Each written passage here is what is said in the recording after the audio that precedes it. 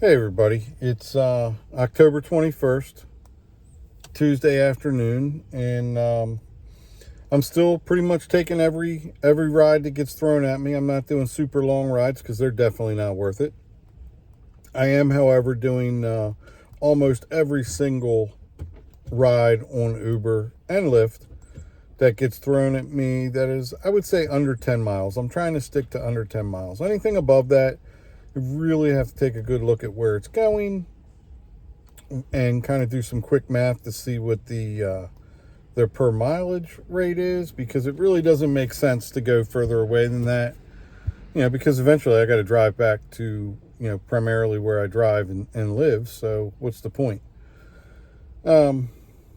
Uber's been putting out pretty good prices. I feel like I've been averaging right around $1.05 to on the low end to $1.30 on the high end with Uber X rides in my area.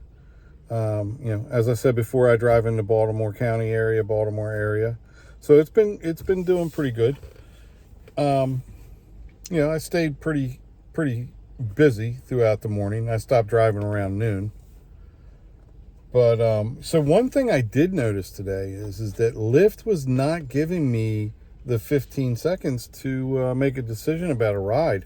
I mean, I was having rides that were 3 seconds, 8 seconds, 5 seconds, and I'm wondering if it has anything to do with that Amazon Web Services thing that was going on yesterday.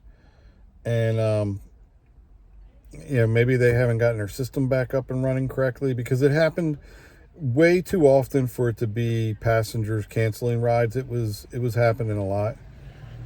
And I'm curious, did anybody else get affected by the Amazon Web Services outage yesterday?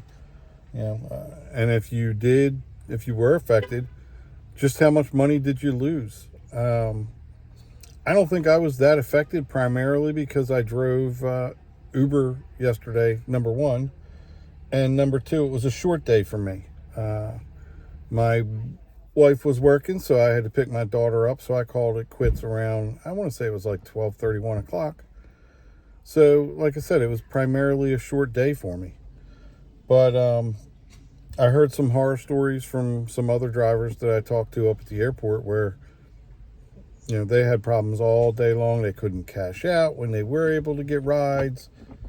And then they couldn't log on. If they logged off, then they couldn't log off if they were logged on. It was just, evidently it was a nightmare for them. But anyway, like I said, I really didn't have that problem. I was primarily driving Uber yesterday. Now today I drove both, and I did about $141 and change in 5 hours. That's not bad. Actually, it was a little less than 5 hours, but we'll round up. And I was, again, tracking my mileage. It's so important if you're new to this job. Make sure you download an app. I don't care what kind of app it is, or write it in a book. Do something. Track every single expense, your car payment, your car insurance. If you're renting a car, track that. And even if you are renting a car, track your mileage. You should be tracking every single thing, every penny you spend to do this job. Keep track of it. At the end of the year, give it to your accountant, or do whatever it is. If you do your own taxes with TurboTax or some other software, and go online and see what can you write off and what you can't, or give to your accountant and let them figure it out. And make sure you write that off, because if you're not doing these write-offs, you're going to get hit with a very large unexpected tax bill.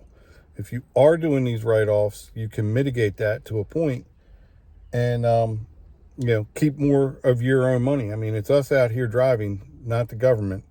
So by all means, try to do everything you can legally to keep your money. All right. Well, with that being said, I'm going to go ahead and call it a day. My daughter's getting ready to get out of school. And I will talk to you all again soon. Have a good one.